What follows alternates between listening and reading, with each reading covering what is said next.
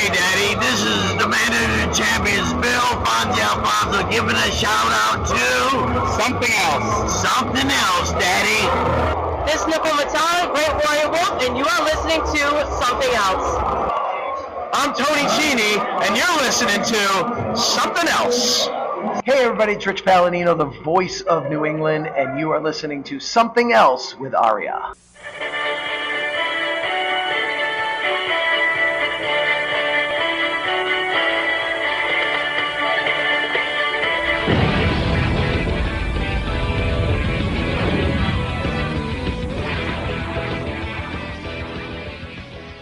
And welcome to episode number 186 of Something Else.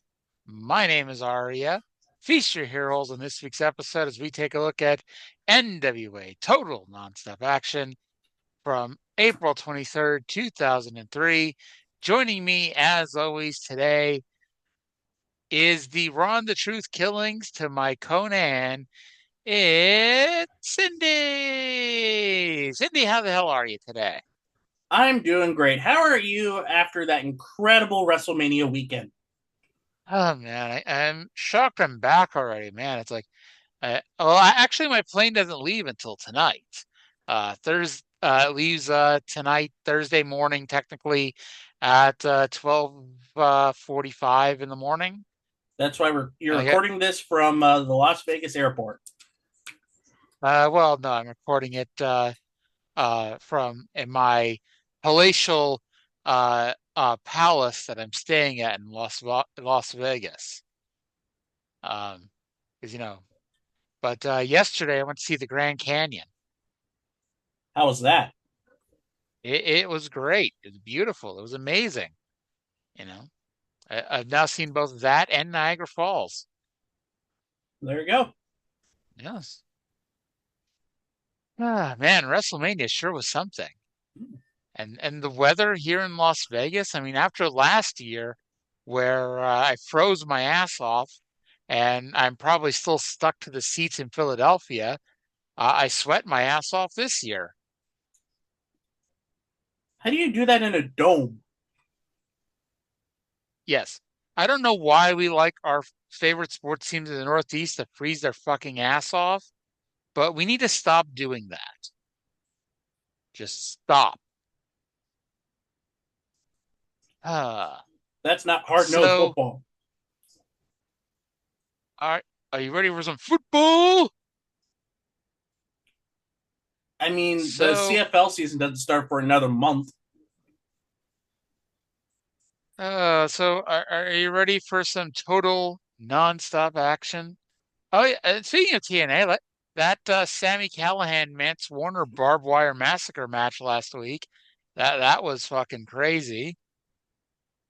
Meh. And then the way Sabu beat Joey Janela in like 12 seconds, that was even better. So, yeah, that's that is a prediction for what you can expect over WrestleMania weekend last week.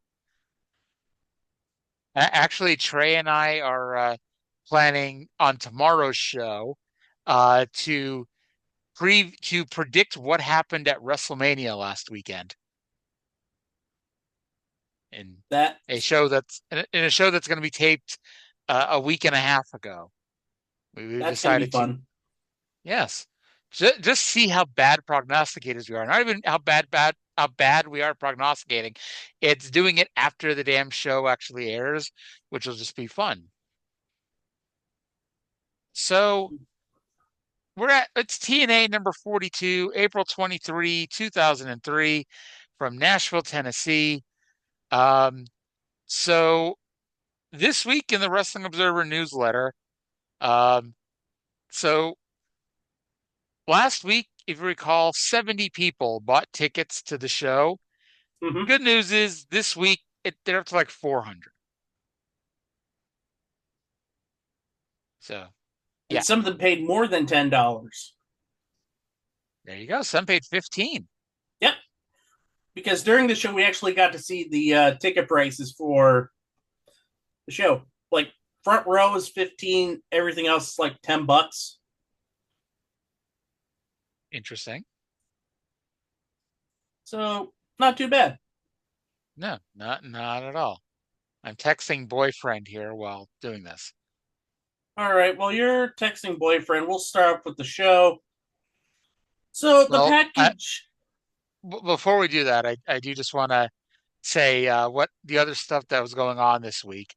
So SmackDown was taped in Nashville the night before, and Athena was apparently there handing out free tickets to this show and the April 30th show. And then WWE took every sign that referenced TNA. So in retaliation, there was a fan on this show who held up signs spoiling every match on SmackDown that airs tomorrow night. I saw that. It was pathetic. Yes. I'd say kind of funny. Well, it could be both. Funny and pathetic. Yes. Yes. So you tell us about the greatness of Raven sitting on a floor, and I'm going to talk to boyfriend. All right. So he's cutting a promo with candles and the boots of Alexis and Julio around him. The big thing is he's still talking about how it's his destiny, how he's blah, blah, blah, blah, blah. Yeah, he says that he's going to drop the nuclear bomb on Jarrett, and he will be the phoenix that rises from its ashes. I thought you were a raven and not a phoenix. Aha. So yes, it is a Raven's destiny in 7 days, and there's not a damn thing Jeff Jarrett can do about it. So now we go outside, and Glenn Gilbert's outside with Mike Sanders, and he's in his old above-average Mike Sanders look, which is a benefit. He looks better in this outfit than he does in that awful singlet. I mean, that probably goes without saying. Mm-hmm. So those two are there on time. The rest of the sect shows up late. And Siaki gets asked, how much are those sunglasses? He takes them off, and Glenn just smacks him. Because they're late, they're not ready to go. They're not taking this seriously when they should be.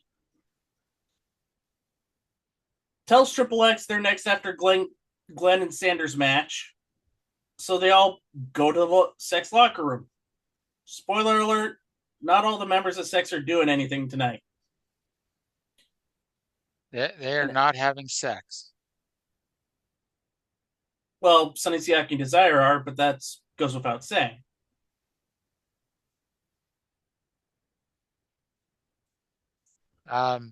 So AJ and D'Lo appeared from out of nowhere to attack Lynn and Sanders to start the opening match, which is AJ Styles and D'Lo Brown versus Glenn Gilberti and Mike Sanders. Now, Glenn and Sanders have cost both of them the NWA title, so now they're a team. So I guess that's not the worst logic of all time. But AJ's had a bad week since last week. He needed 9 stitches, and then he somehow hurt his knee over the weekend. Mm-hmm. I am trying to figure out how the hell AJ turned babyface. I mean, I know D'Lo turned because SEX cost him the NWA title after they wanted him to win the belt and bring it to them. But AJ was a snarky asshole heel for a week since he got screwed, but now he's a babyface. Heels get the heat on AJ. Go ahead. I was going to say that I think it's more along the lines of they respect his ability and the fact that he wanted to saw off Glenn Gilberti's body parts. I mean, that makes anyone a babyface in my book. Yep. So there's the logic for you. It's not the best logic, but it clearly isn't the worst. So the heels get the heat on AJ after a low drop kick and a dragon screw leg whip. D'Lo gets the hot tag after Disco misses a middle rope elbow. Brown single-handedly takes care of both men and almost picked up the win with both the frog splash and the sky high, but the other heel would break it up each time. AJ went up top for a what a maneuver, but Triple X hit the ring for the disqualification. Before Triple X could do much more, Jerry Lynn and the Amazing Red ran down for the save, which the crowd went crazy for. Now, do you remember last week when Lynn and Red won their match? The crowd went crazy, and then we cut their legs off by having Triple X beat them down and having them need to be saved by Stone Cold Jeff Jarrett.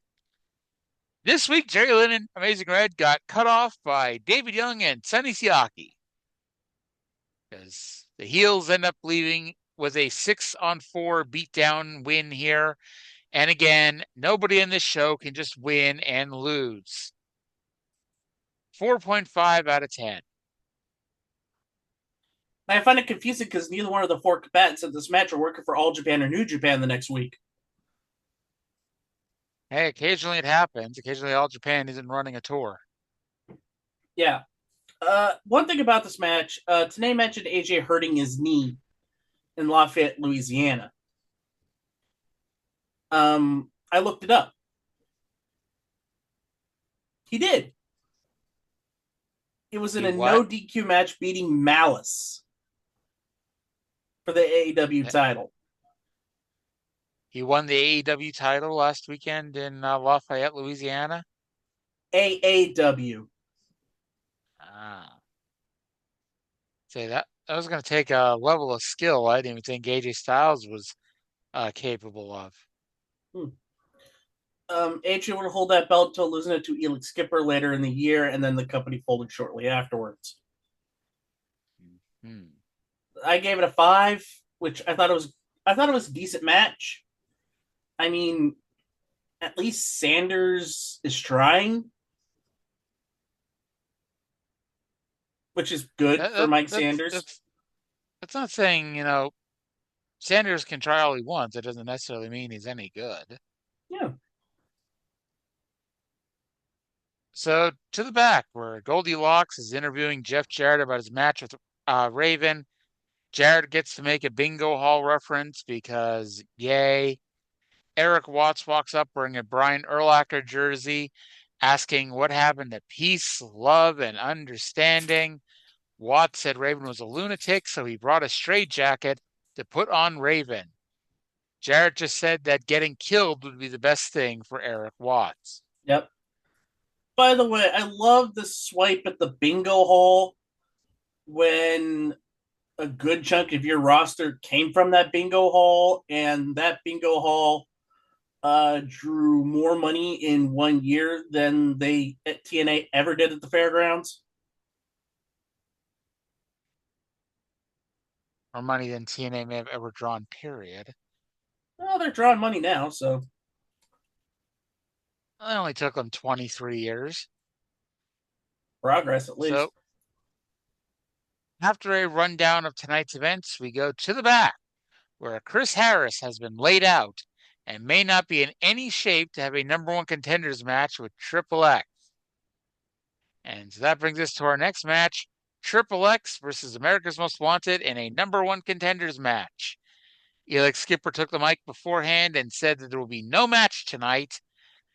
James Storm may be crazy and slow, but he is not slow and crazy enough to wrestle by himself. And so, of course, James Storm came out. And Don West screamed, "He is coming out." He was about to say Storm was that crazy and slow. Let's be honest here. So, I don't even know what the point of the Chris Harris thing even was. Because Chris Harris comes out in 3 minutes, and they go on and having a good fucking tag match. In fact, they go on to have a great fucking tag match. I don't even get the fucking point of this. But it was all fucking action. That beatdown had nothing to do with anything. And we had a whole bunch of great near falls and false finishes at the end. And the finish sees Harris pick Skipper up for the catatonic. Daniels kicks him in the balls, and Skipper rolls up Harris for the pin. It was a great fucking match. It was. Yes. An excellent match and preview of the matches they will have in the future. And then after the match, Storm picked Harris up, They exchanged some words and they walked off. Triple X wins 8.0 out of 10. I gave it an 8 as well. It was the tag team match that we saw last week for the belts was the best match we've seen in months. This was the second best match that we've seen in months. Oddly enough, it's with 6 of the people in this match are fantastic. So kind of goes without saying that if you want a good match, AMW, Triple X, Lynn and Amazing Red.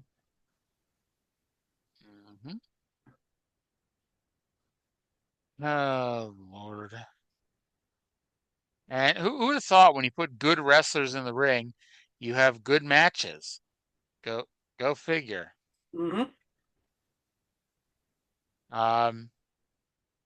So backstage, Alexis Laree looking just sexy as fuck. I love this Alexis Laree. Mickie James is an attractive young lady. I love the Raven version of Alexis Laree, that real scummy Alexis Laree, the dirty, needs to take a shower Alexis Laree. I loved her, and that's what we have her here now. And she threatened to rip Jeff Jarrett's balls off and shove them down Goldilocks' throat. She then stormed into an office and yelled at an old lady to demand where Jeff Jarrett was. Jeff Jarrett then found her and beat the fuck out of her. And then after he beat the fuck out of her, he threw her into the bed of a pickup truck. What exactly is him beating up the 110-pound woman fucking accomplishing? I guess the idea is to try to nullify his advantage, but it means nothing. They beat her up every fucking week. Yeah. Three weeks ago, they brained her with a chair. Last week, they had her in a weapons match where she got brained some more. This week, she's being brained again. None of this means anything, and the guy in charge is too fucking stupid to realize that.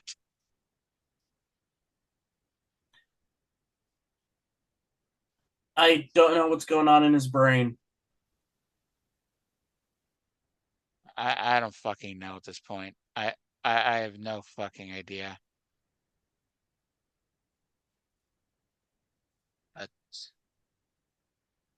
So Eric Watts went to the announce table. He placed a straitjacket on there and said he was going to go talk to Raven. Tenay and West disagree about whether or not Eric was being honest. Tenay said that Watts needs to return the NWA title to Dusty Rhodes. If it helps, the belt doesn't belong to Dusty. It belongs to Ric Flair. It's not Dusty Rhodes to get back.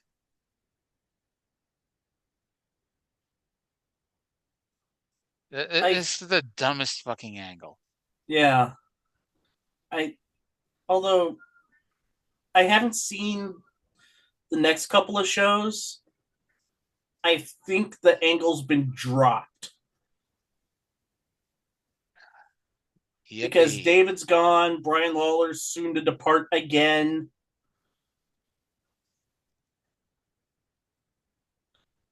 And right. Eric Watts starts a romance angle that I never thought would happen. Brian Lawler goes to WWE at some point in like the next year, which is just random and weird. Yeah. So but earlier I think today, at this point, Flair's gone. Yippee! At least that shit's done. There's probably more people who used to be in SEX that are no longer in the damn company than there are currently in there. Yeah. Earlier today, Jim Mitchell discussed the Ultimate Sin match, which is going to be Brian Lee, Slash, and Mike Awesome versus New Jack, Sandman, and Perry Saturn. There will be a lot of shit in the ring, and there's a bat hanging above the ring that you have to pull down while climbing a ladder. And by the way, the Team ECW is now called Team Extreme. How original. And then Harry Saturn comes out for this 6-man tag match wearing an ECW t-shirt. Jerry McDevitt is writing the cease and desist letter as we speak. So, you talk about this match. It was a thing that happened. It was chaotic. In the promo, James Mitchell said it was real barbed wire, not the WCW fake-ass barbed wire, which I found okay. Didn't need to bring that up, but sure. Because you see, that was fake. This is going to be real. Mm-hmm.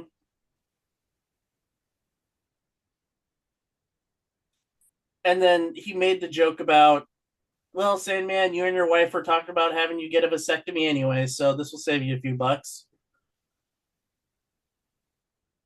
I mean, after having a son like Tyler who left him for Raven, like, maybe not the worst idea in the world. Mm-hmm. But yeah, tell us about this shit show of a match. I hated it just as much as you did. It was the same match as last week, except more stuff was thrown out there. Tables were used. New Jack's site. It was longer. Yeah. It was like much longer than it needed to be. Yes. Indeed. Indeed. And here's what makes it even more fucky. More fucky? Yeah. I thought the heels were supposed to get the advantage and the numbers advantage, and not the baby faces. Who's booking the show? Good point. So lights go out. Just Incredible shows up, grabs the bat, and Team Extreme wins. I don't care. 2 out of 10. Did he grab the bat? He might still be up there right now trying to pull the fucking thing down. Because, yes, time stood still as Just Incredible needed probably not 2 minutes, to be honest. It's probably a good 15 to 20 seconds to pull down the fucking bat, because apparently we needed that thing to be hung up as difficult as possible. And then Justin leapt off the ladder and smacked Slash in the head so Saturn could get the pin. 1.0 out of 10. All right, we're kind of in agreement there. So at this point, I wrote down, what the hell happened to Conan and Ron Killings? Neither of them have been on TV or mentioned in weeks. At least Low Key, who hasn't been on the show in like 2 months, he gets mentioned once in a while.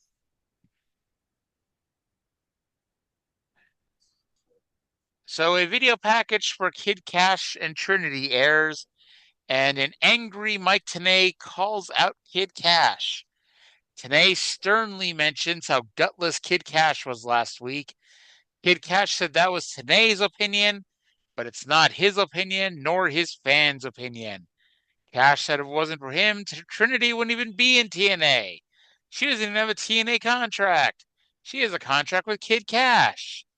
Trinity stormed out, so Kid Cash slapped her and called her a bitch.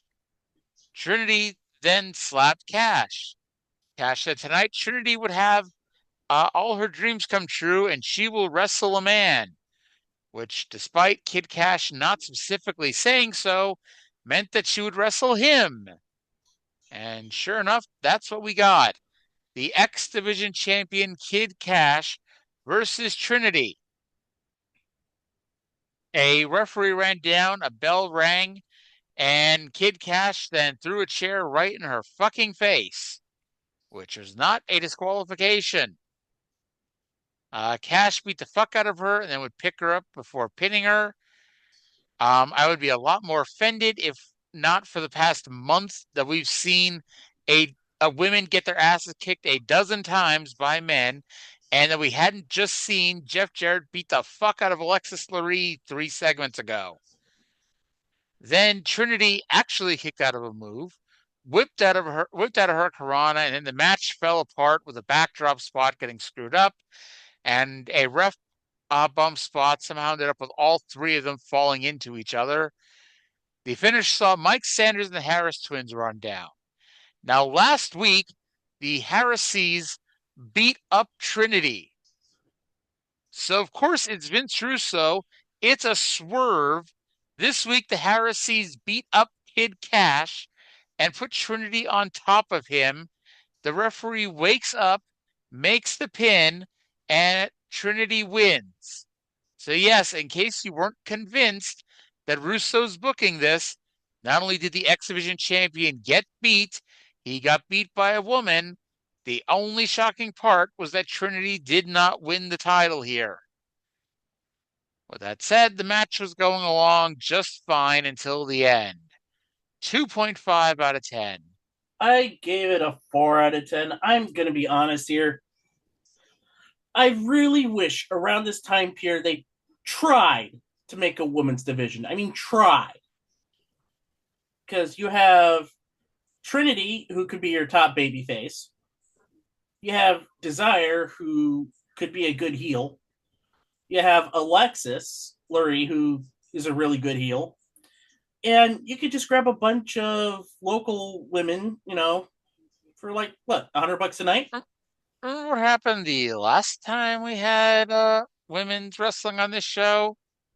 That does not count. The champion was Bruce. I said that does not count. I don't know. It happened. Well, you said it didn't count either, so.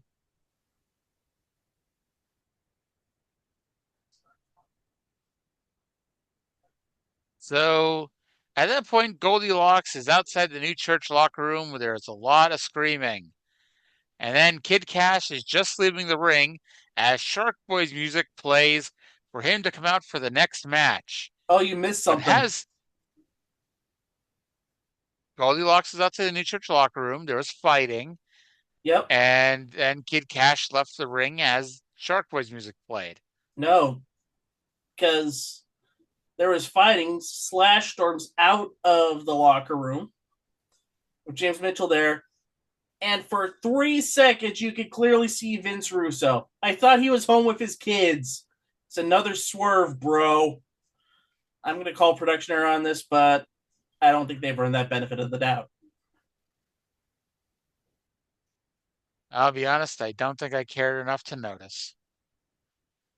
So Shark Boy comes to the ring for the next match, but Slash comes out still covered in blood and lays him out, attempts to murder Jeremy Borash with a knife, and then threatens Just Incredible. Just Incredible flies in, hits Slash with a kendo stick, a bell rings, and a match starts. By the way, Rikishi beats someone by DQ on SmackDown this week. But here's a question. If Slash had a knife to Borash's throat, wouldn't Just Incredible hitting him from behind cause Slash to accidentally slice Borash's throat?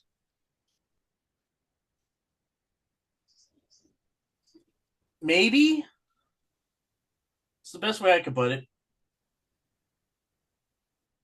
So they hit each other with a kendo stick a lot. They go to the parking lot. Saturn and New Jack ran over. Again, the baby faces run in to make an unfair advantage. Both get hit by Slash. Finally, Sandman runs in with a flaming kendo stick and runs off Slash and Mike Awesome, who just appeared. If this was a shoot, why was Sandman randomly hanging out outside the arena with a kendo stick that was on fire?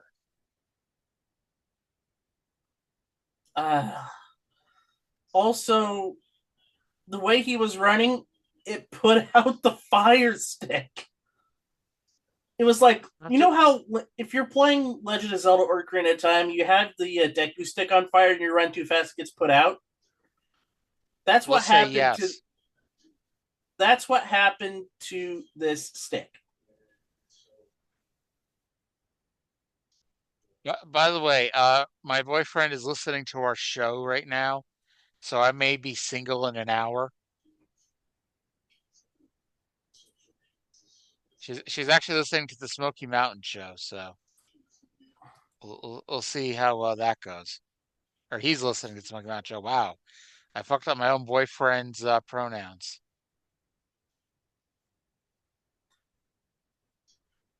We'll see if I'm still in a relationship at the end of this show. 2 out of 10. 1 out of 10. All right, that works. So Eric Watts comes to the ring, and he's got his straight jacket, and he says he wants to talk to Raven. Julio De Niro comes out, and they fight. Yes. I mean, Eric Watts probably said some stupid stuff, like, and thinking that he was stupid because Julio didn't speak.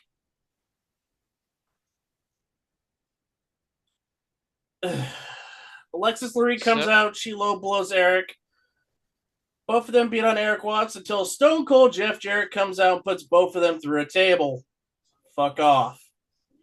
Jeff Jarrett DDT'd Alexis, by the way. So we're just hitting her in the head as much as possible. No wonder why she left this company in October to go to WWE.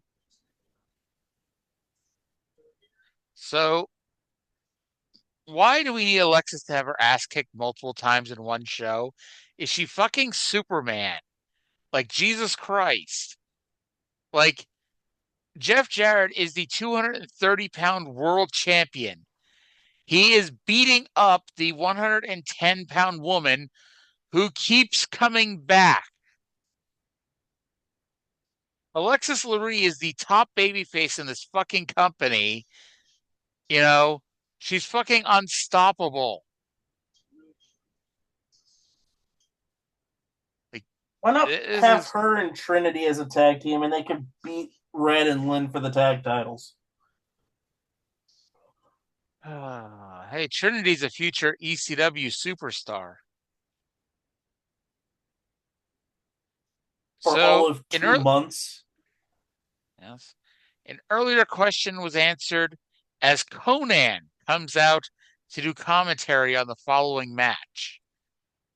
Because, of course, he does. And it's Amazing Red versus Jerry Lynn in a #1 contenders match. Conan accuses Tenay of being gay after Tenay asks him about the masked luchador. Conan takes back his respect for Lynn since he hasn't wrestled any Mexicans for the last 2 weeks. When West pointed out that Lynn wrestled luchadors week after week, Conan said that didn't count because there was a language barrier. Okay, then. I watched this match on mute. The commentary was insufferable. This match built slowly, which, this was Jerry Lynn making Amazing Red work a Jerry Lynn match. And there sure as hell was nothing wrong with that. Jerry Lynn, once again, proving that he was the MVP of this company. Mm-hmm. Conan threatened to slap a racial discrimination lawsuit against TNA if they didn't keep bringing him in every week. They don't begin teasing finishers until about 13 minutes in. 30 seconds later, the referee gets bumped and Red spears the ring post. And then another question was answered when Ron Killings ran down and laid out Jerry Lynn before walking off with Conan. I swear I asked that question earlier before I saw this match. Red then pinned Lynn with the infrared. After the match, Lynn and Red shook hands. Again, why couldn't one person just pin one person and win the damn match? With that said, this match was fantastic, but was second best on the show even before the finish. 7.0 out of 10. I was going to say 7.0 as well. And I guess they're planting the seeds for 3 Live Crew. I swear, I swear, I swear, swear. I swear, I swear, I swear, I swear, I swear that they better not be trying to turn Amazing Red heel. You know, that would be ridiculous. I don't think they get the chance because I think Red's done in a few months. Well, it also tells you that Red is not one of is not one of Russo's favorite people, because if you're one of Russo's people, he turns you heel. Yeah. It's literally like you can literally point to the people that Vince Russo likes because they're the ones he turns heel. To the back, Eric Watts is now run into Goldilocks. Goldie refuses to believe Watts is trying to help Jeff Jarrett. Eric does an Elmer Fudd impression as he finally finds Raven. Raven beats the shit out of Eric Watts, DDTing him onto the chair. Now, last week we neglected to mention a really fucking awesome Jarrett Raven music video that they played to build up next week's show. That music video, which they replayed right now, is the single greatest thing they did in this entire build-up. That was a fucking fantastic music video, I thought. Yeah. And it's like, whatever you want to say, they are definitely doing their best and going all out to try to make this match special. But then dipshit is just in the back, trying to ruin it. So how does he ruin it, you ask? We get our main event segment where Jeff Jarrett is still looking for Raven. Why did he not just tail Eric Watts? Finally, Jarrett finds him and we get a wacky brawl. Jarrett beats the shit out of his #1 challenger and puts him in the straitjacket. Raven gets hit with another chair shot as the lights go out. And when they come back on, there is Team Extreme standing behind Jarrett, and all 5 men beat the hell out of Jarrett.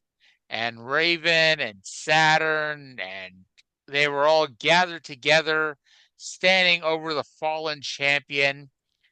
And so I guess turning Team ECW heel is the reason why we had to do Just Incredible versus Slash earlier, since Slash already had 1 bloody match on the show. So the final build, this is it. The final build to Raven versus Jarrett is Raven's gang gets their ass kicked, so he gets a new gang.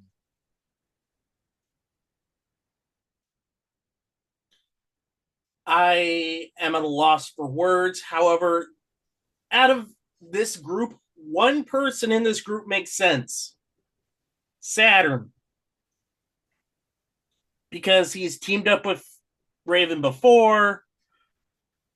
After he screwed with Saturn, continued to team with Raven after he screwed him. And the other 3 people either never interacted with Raven or hate Raven. You don't expect Jeff Jarrett to be beaten down by one person. Hell, being beaten down by 5 people is almost a shock that he let himself look weak against that many people. Because I mean, there was that time he beat up like 8 people at once, so 5 is like, holy crap, he's being generous this week. Yeah. But yeah, this is the final build. So again, this has been going on since the middle of January. And I said at the time, they always show Raven showing up DDTing Jarrett in the middle of January, and then they have a match at the end of April. They never tell you or talk about or show anything that happened in between the middle of January and the end of April, and we see why. Like, there was a lot of crap to get to this point, and it makes no fucking sense that this show actually draws next week. I have zero fucking idea how, but next week's show is going to draw the biggest buy rate of any weekly show they ever do. For whatever fucking reason, people were really into the idea of Raven winning the NWA title. I can't tell you why. Yeah. But it happened. Yeah, it makes zero sense, but and the thing is, like, hey, guess what? And I'm not expecting this streak to continue next week. We had a show with two really damn good matches this week. Yep. We did. We had 30 really good minutes of wrestling on this week's show, which is 30 more than we get some other weeks. You know, like I said, I am not expecting this sudden fucking influx of good wrestling to continue next week. Next week, I'm expecting Mike Sanders to wrestle Jim Duggan for 10 minutes. You know, I'm expecting Moondog Spot to wrestle Vader. I'm expecting Don Harris to take on Shark Boy. You know, that's what I'm expecting for next week. And I guess we'll have to wait and see what, if anything, happens next week. But so for this week, match quality 4.0.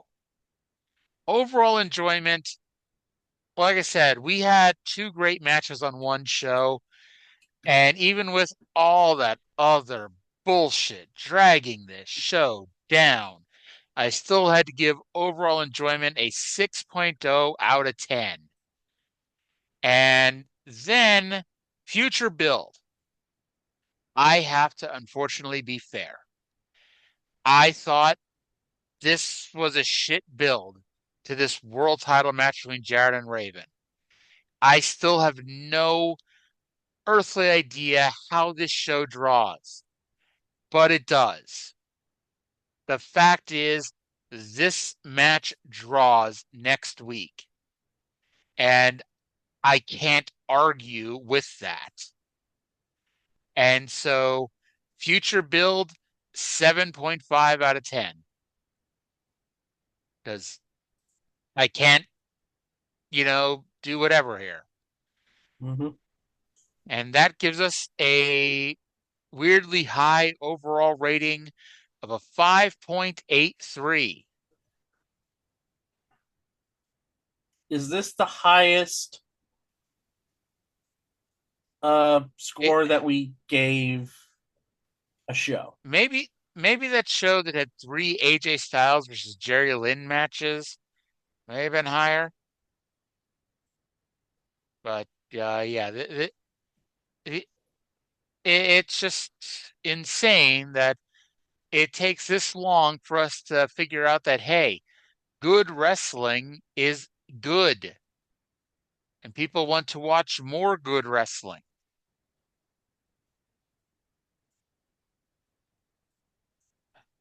But by the way, did I tell you about that first date that I had with Jay last week? Yeah. You're supposed to say no, Oh, because that's supposed to lead me to telling the story. okay. So, no, I didn't tell you about it. So, we went to a local cafe that was doing a cat adoption event, Yeah. and neither of us are allowed to have pets in our apartments. It was literally just us hanging out and playing with cats for 2 hours, which, hey, Ain't nothing wrong with that. And I realized something was just weird and wacky and wild because um, the name of the two cats, their names were Cody and Brody. I'm like, this is a weird ass sign, but it's a sign. So, and I was, of course, the only person that linked the idea that they had anything to do with wrestling. And sadly, Cat Cody did not have a weird ass giant mark on her neck. But by the way, August 21st, 2002, 8.15. So that I can almost guarantee was the highest rated show we ever watched. And that Wow. was the Okay. one with that was the one with the three AJ Styles Jerry Lynn matches. Mm-hmm. Yeah. All right. It also had Scott Armstrong begging Bullet Bob Armstrong not to fight Jeff Jarrett. So let's see.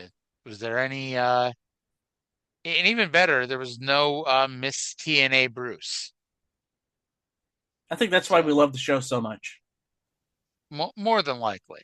And also Ed Ferrara was officially gone, so there you go. Yeah. See, everything came together that week.